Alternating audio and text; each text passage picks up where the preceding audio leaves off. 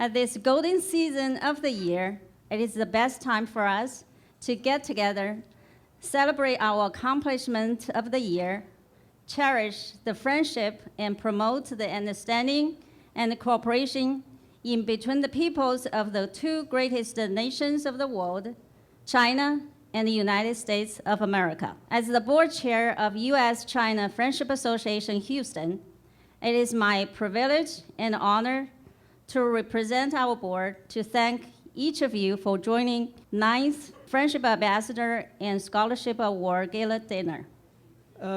It's my honor to join with you at the annual gala of U.S.-China People's Friendship Association Houston and to speak here on behalf of the Chinese Consulate General here in Houston. This year is a significant year of U.S.-China relations. It sees President Xi Jinping's visit to the United States. This is his first state visit to the United States, and another historical meeting between him and President Obama, following their meetings in California and in Beijing. Take Texas as an example. China is the fourth largest export market of Texas. The value of Texas export to China reached $11 billion in 2014. China's investment in the southern U.S. has exceeded $17 billion and created thousands of job opportunities. For years, people have quoted Napoleon Bonaparte as saying, "China is a sleeping giant. Let her sleep, for when she wakes, she will move the world." I've often wondered what prompted Napoleon to say this, if indeed he did, because people are always putting words into the mouths of famous people that they never really said. After all, in that era, France didn't care much about China, and China didn't have much reason to care about France. Napoleon, whatever Napoleon said or didn't say, it is abundantly clear that today China is both awake and moving the world. President Theodore Roosevelt was equally correct when he said a century after Napoleon that America's future will be more determined by our position on the Pacific facing China than by our position on the Atlantic facing Europe. And his Secretary of State, John Hay, is credited with saying that whoever understands China holds the key to the world's politics for the next 5 centuries. I was glad to accept your invitation as a chance to talk tonight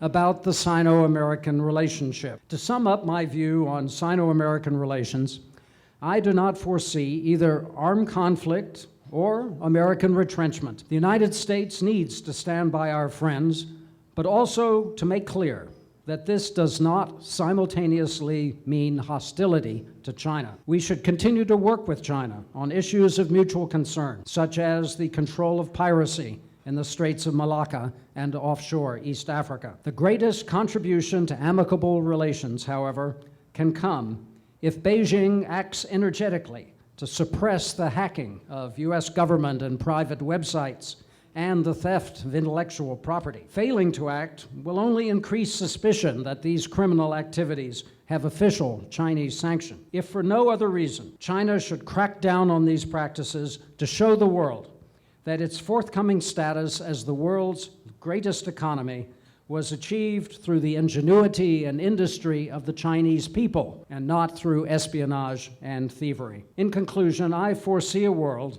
in which the United States and China are competitors, but not enemies, and can look at each other across an ocean that is truly Pacific. Thank you all very much. This association serves an incredible and extremely important purpose. If I am given the opportunity to serve as your mayor, then I look forward to helping build greater relationships, greater friendships, so that Mario will have the greatest problem of having a long waiting line at the international terminal of people trying to get into this great city of Houston. Thank you so much. 谢谢.